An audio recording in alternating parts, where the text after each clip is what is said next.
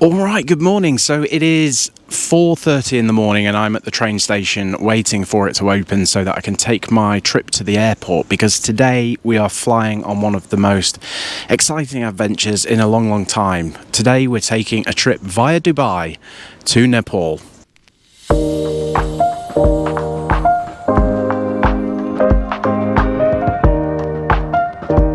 Alright, good morning. Now we are in Gatwick in the lounge, and if I just do a little bit of a panorama, you can see the airport apron out here and the lounge behind me. And I've got a couple of hours now to relax and wait before my flight. So today's journey is going to take us from Gatwick in the UK to Dubai, where I have a 6-hour layover, and then from Dubai on to Kathmandu in Nepal. Total journey time is probably going to be about 20 hours, so going to be a tiring one. But as always on this channel, we're going to do it in style. So cheers.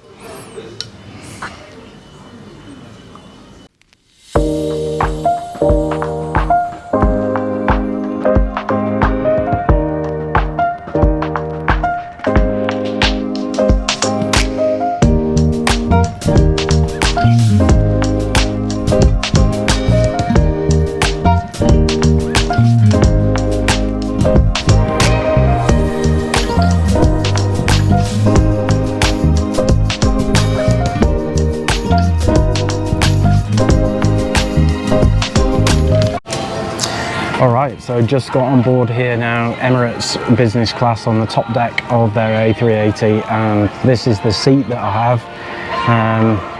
Very comfortable, nice in-flight entertainment, and then the view out over the wing there, over the two engines on this enormous aircraft. Looks very good. I'll be happy to be here for the next few hours.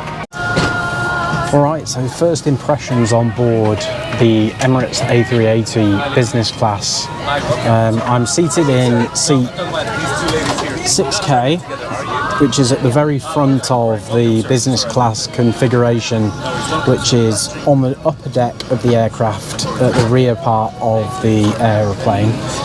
In the next cabin is premium economy, and then further forward is economy itself, but we are around the middle of the plane, just sitting over the wing, and it is a very pleasant place to be. The Emirates wooden trim with the in-flight entertainment here, lots of storage space and place for my small legs to go here.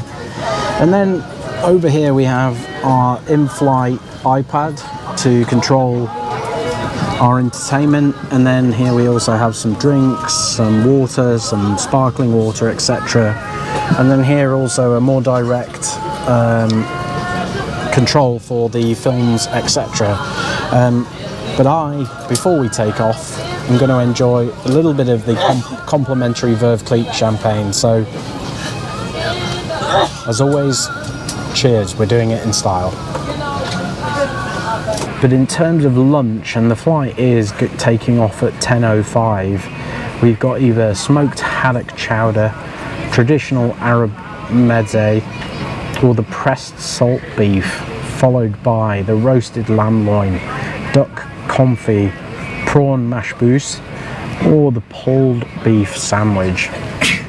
I think I'll be going for the Arabic meze and the duck confit personally. Dessert, I'm not a huge fan of desserts, but here we are, we've got malted chocolate brownie, passion fruit, seasonal fruit, or the cheese board with some luxury chocolates.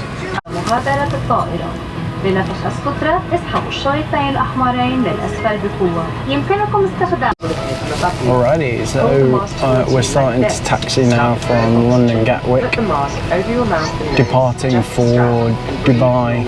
An estimated flight time of 6 hours 55 minutes. So would you like to have a picture?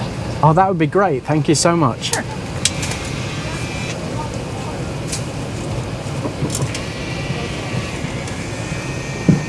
Amazing. So you get a portrait picture here, Polaroid picture that they put into. Takes a couple of minutes, but they put it into this little gift souvenir. Postcard. Wow! And then you get an Emirates souvenir postcard that takes a few minutes to develop. Incredible.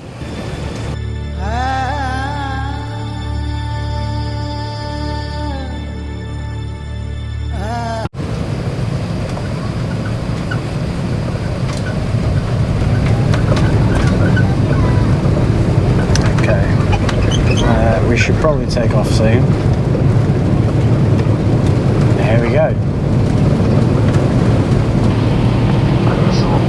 But we are airborne and underway.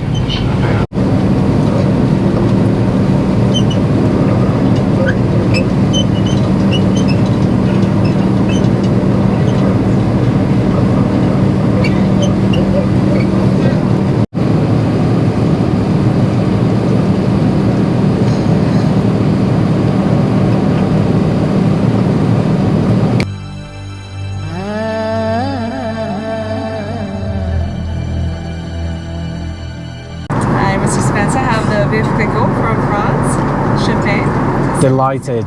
Please, yes.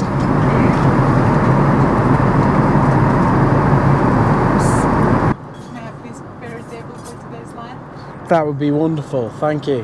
There you go. Wow. Thank you. Now you've chosen traditional Arabic mezza for your appetizer, and this is a warm kebab with lamb. Wow. Enjoy. Bon appetit. Thank you so much. Most welcome. My colleague will offer you drinks. Here's a selection of warm bread. We have the garlic bread, we have French bread, French roll, and we have brown multi-grain bread.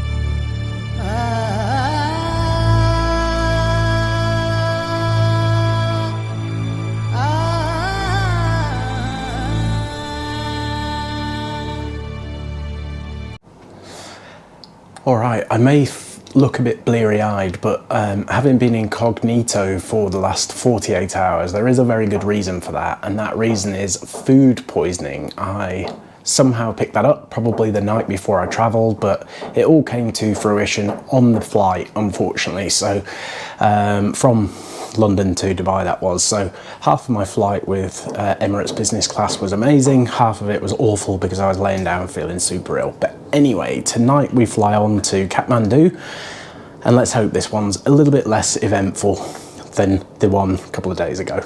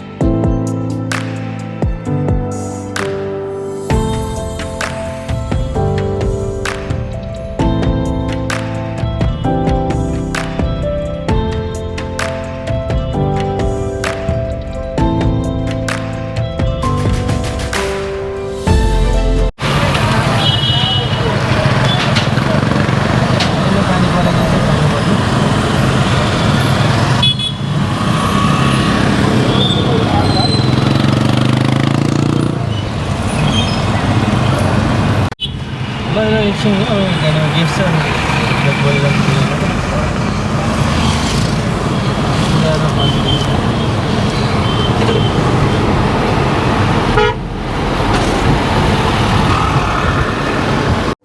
Oh, well, I've just walked through the door of the hotel after another epic voyage.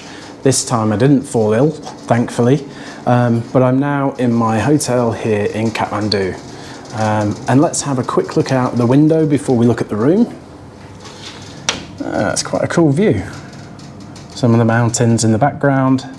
One thing I did see flying in was that there's a lot of different coloured buildings here in Kathmandu, so it's going to be exciting exploring that for sure.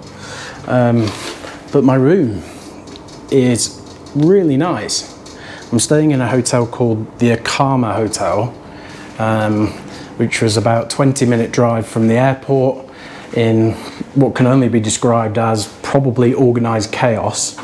But yeah, here is the bathroom, perfectly acceptable. A nice shower, which I'll be getting in just a moment. Yeah, I'm pretty pleased with that. So forgive me if I look completely awful. It's because I've not slept for over 24 hours. And the last thing I want to be doing is anything other than getting in the shower, ordering some room service and getting in bed. A few moments later. All right, good morning from Kathmandu. I have unashamedly been asleep for the last 18 hours after being awake 24 hours to catch my flight over here, but it's a nice day here in my hotel, which is called the Akama Hotel here in Kathmandu, and is a bit of an oasis of calm away from what is a hectic world outside. But let's have a quick look and see if we can see anything over the fence. You can probably hear everything, but no, not a lot that you can see over the fence there. But I'll be having a nice dip in here in a moment and then reading my book. Here is the hotel that I'm staying at. It's called the Akama Hotel, which you may be able to see there on the side of the property, but it is tucked away from the madness of the city, and I'm about to head out now and have a walk and find out what the real Kathmandu is all about. One of the first things that I've spotted is the British Gurkhas pre-training centre, which is just over the road from my hotel, which is there. We're here, have a little bit of a look around at the madness that is Kathmandu. So one of the first places I've come across is a place called Shankar Park here in Kathmandu, which is about a 5-minute walk away from my hotel, but looks absolutely beautiful. And I don't know if you can see in the background there the foothills of the Himalayas, but let's have a little look around and explore. This is quite a nice surprise because walking down the street and the road, there is, as you would expect, perhaps that there's quite a lot of chaos and rubbish in the streets, etc. But here we have a beautiful monument, and the sun has decided to make an appearance, so I actually feel like it's going to be a nice warm day for once.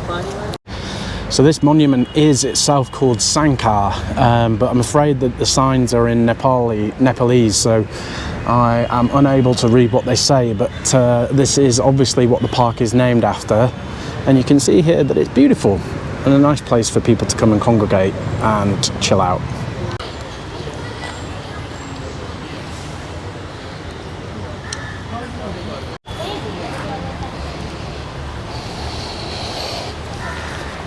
So there's a little squirrel there in colours that I've never seen before, sort of brown and yellow, happily eating some nuts, surrounded by a lot of pigeons. Squirrels decided to run off, but it's quite a nice view here. Back out over to my hotel there, the foothills of the Himalayas in the distance.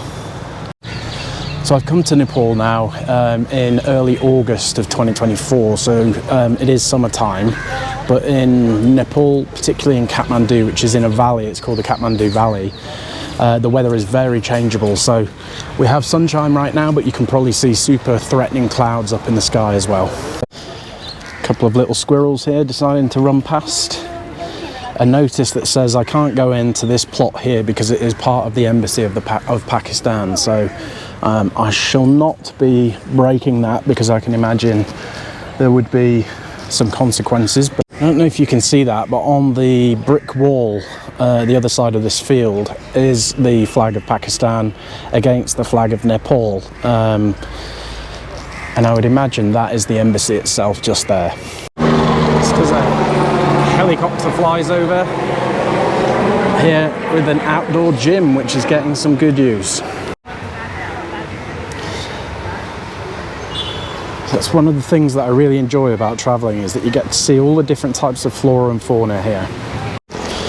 Alright, well that was Sanka Park, which is pretty beautiful actually. Really nice to see it getting some good use as well. It is Wednesday at around 2 o'clock in the afternoon local time, so people in the park already, which is really good. And I have no real plan now. I'm just going to have a wander around and see what I stumble across. So that should be quite interesting to see what we find. As is so often the case in Asian cities, and cities particularly in this part of the world, there are more people on motorbikes than any other form of transport, probably because it's cheaper to run, but also it's a better way to get around really. You can see here that we've got a little bit of flurry of cars and buses and trains, not trains. We've got cars, buses and lorries. But actually, the overwhelming majority of people are whizzing around on motorbikes. And I just crossed this road about 20 minutes ago. And it was, for those of you that used to live in the UK in the 90s, like the Krypton factor trying to get across.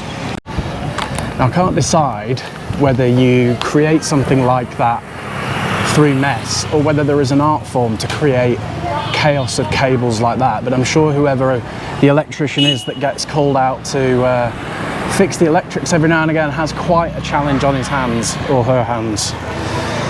So just walking down the street here, we have lots of little tucked away side shops. I've just bought a packet of crisps which are in the flavour of Indian masala magic, so looking forward to dipping into those later.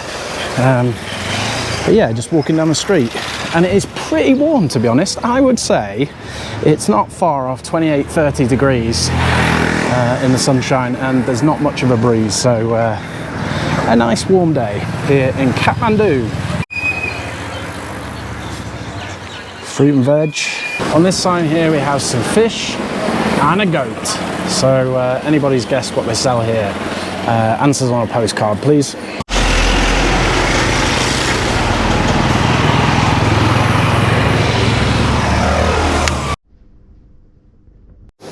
Okay, so it's dinner time here in a very rainy Kathmandu, and I have come to get something to eat in a beautiful restaurant in the hotel, and I'm looking specifically at the Indians and the curry corner. Let's see what they've got. Beautifully decorated tables here in the hotel being the Akama Hotel, and they told me that it's taken from Tibetan and Buddhist style, and up here they have like the lanterns that get turned with the hands, but here on the wall lots of lovely artifacts. But I think the thing that's the favourite for me is this image here of the Buddha. It's absolutely beautiful, and then some more nice artifacts on the wall. Let's see how the food is. Okay, so dinner is served, and tonight I have a wonderful curry here called Charako Tandruk, which is chicken cooked on a slow fire with authentic Nepalese spices in a traditional way. Here I have some small poppadom cones, a beautiful little salad, and then here as well some naan bread or roti, which is actually called fulka here in Nepal. Okay, so I was recommended to try this curry, not with rice, but with the roti called a fulka. So let's give it a go. I've been assured that this isn't too spicy, although I do understand that here in Nepal they do use spices quite liberally, so let's find out. But I can tell you that the aromas coming off this is absolutely amazing. It's making my mouth water, so let's give it a go and try not to make an awful mess all the way down my Grimsby town top. Cheers. Wow. That is absolutely spectacular. That might be the best curry I've ever had. Holy moly. It's not spicy at all, but it's just deliciously flavoursome. I can taste onions in there, a little bit of tomato, but a range of different herbs and spices. Beautiful. Now, as they're quite interesting, I thought I'd show you the little cone-shaped poppadoms. In the UK, we tend to get them in more of a flatbread shape. I have to resist the temptation to put it on my head, which I always want to do with something of that shape. A little dunce hat, but let's see what it tastes like, if I can do this elegantly and not make an awful mess.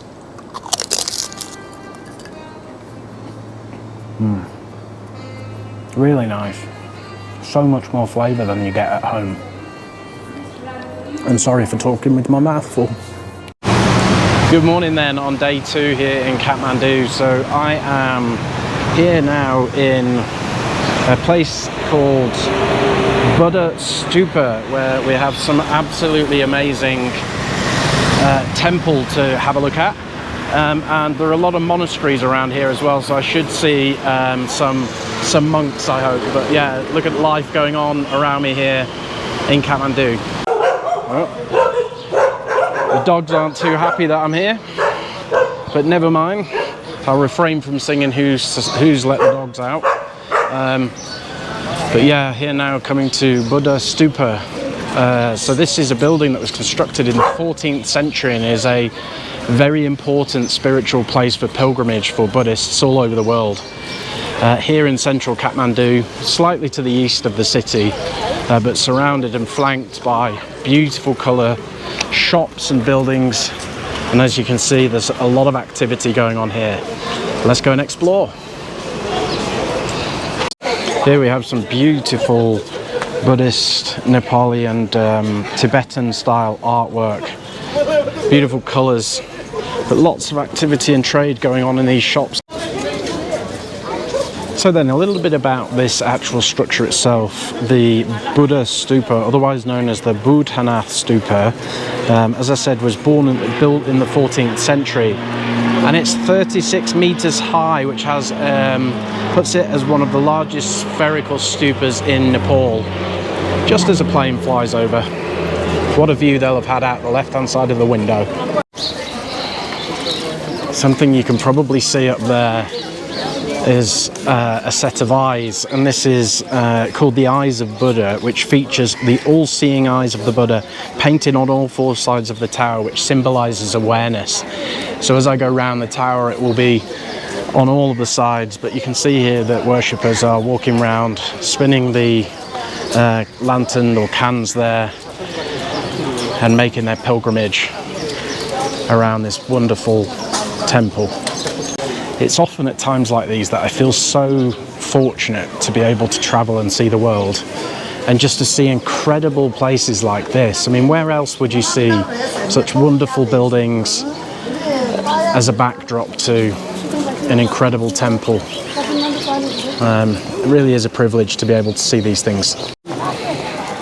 People burning candles here, I would imagine for prayer. Certainly in the UK and the West, you would burn and make a prayer using a candle. All these beautiful coloured flags that run all the way up to the temple itself. I read somewhere that these flags, which you'll often see on Everest and other mountains in the Nepali region, symbolise the different prayers that people are sending to God. So we will see quite a lot of those, I imagine, as we walk through Kathmandu and visit different sites, but really makes for a stunning view.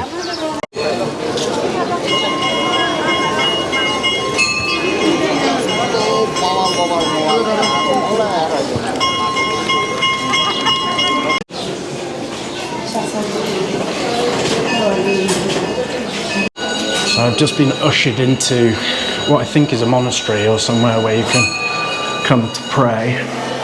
and being told to come up here to have a look at the wonderful artwork, but also for the incredible view out across to the temple. And yes, indeed, what a fantastic view. Look at all those pigeons. Maybe that's a way of controlling them, by putting food down in one place. But what an incredible view out here. Something I just love about travelling is being able to see people go about their ordinary lives in such spectacular ways.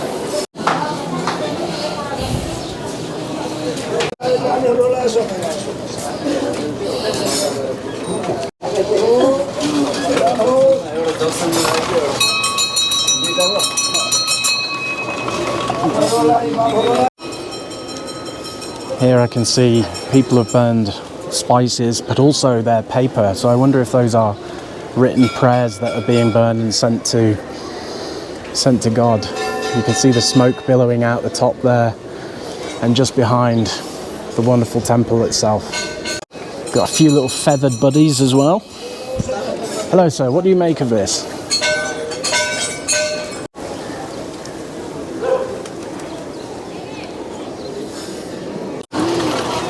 Been offered to buy these, and I think they're probably prayer flags, and then it looks like saffron, although I can't expect it will be, because that would be very expensive.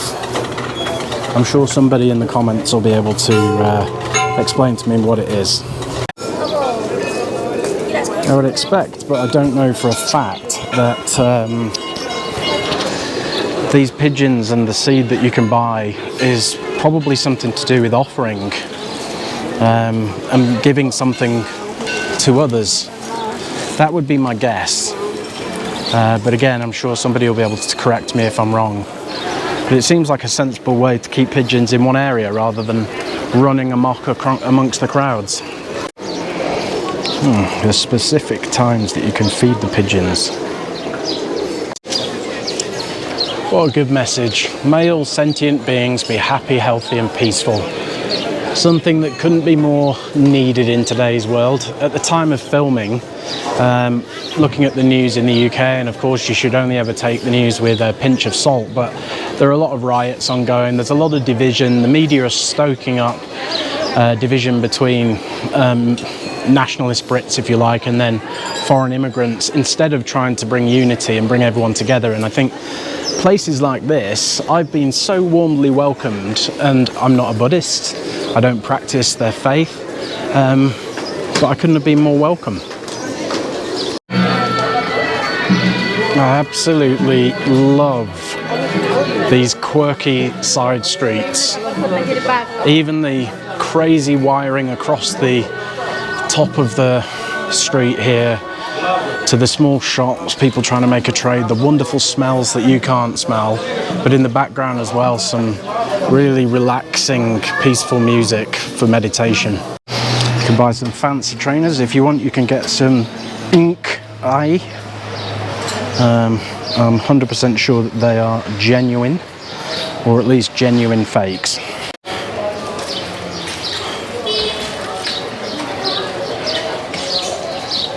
Beautiful fresh produce for sale. Some work has gone into that. That is quite an incredible effort. Walking back down the street that I've just been on, but I wanted you to hear the sounds.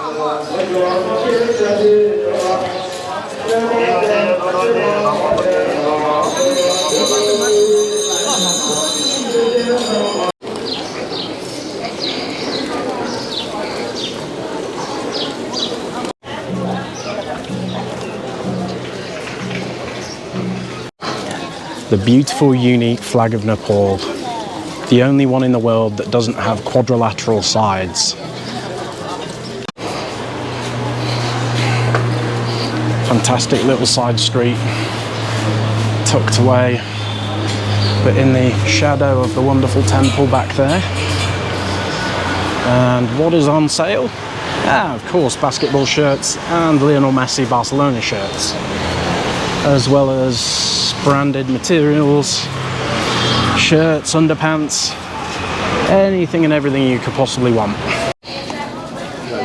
Hello. Hello. Hello. It's okay. It's okay. Hello, little man. I'll leave you alone. I saw on a video before I came to Nepal, actually on a Michael Palin show, that sometimes people will do their pilgrimage on their hands and knees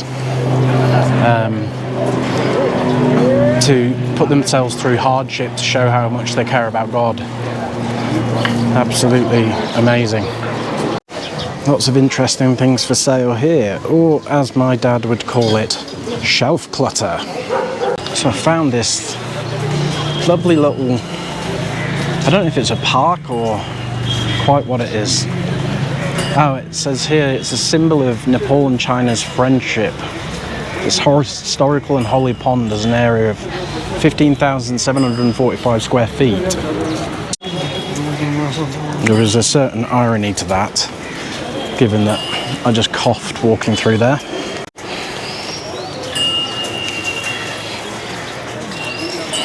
Beautiful flowers surrounding this statue, which I'm at the rear of now. So if we just walk around the front,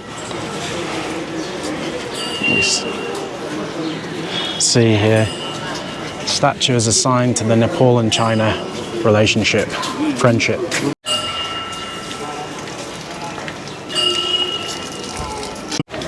Yes, indeed, I couldn't agree more. No TikTok, and I wish that was everywhere in the UK. Quite frankly, how can people desecrate such beautiful sites, particularly religious ones, doing stupid TikTok dances? Anyway, rant over. I really wish I knew what these were and why people spin them. And I wonder if there's a significance as to why they go one way and not the other.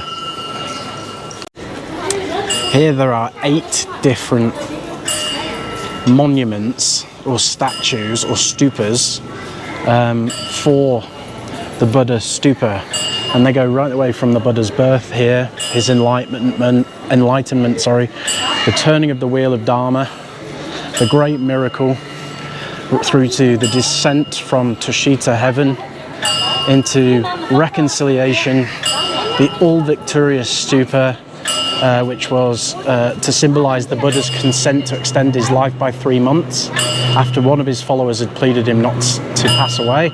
And then finally here marks the passing of Buddha into nirvana, which it says is a state of true peace which is beyond death.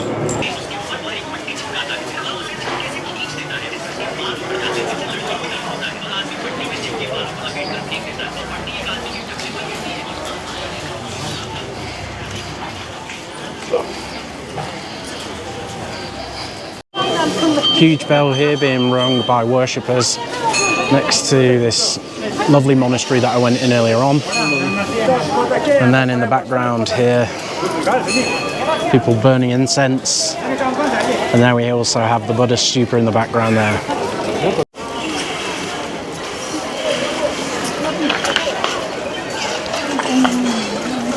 Now, would you like some keema noodle? Or maybe even some shabali, perhaps even some lungs chili. Actually, that does look quite nice, but it's not yet open. But perhaps another time I'll come back for some lungs. Alright, so there we go. That was Buddha Stupa here on the east side of Kathmandu. 400 rupees to get in, which I think is roughly £3.50, something like that.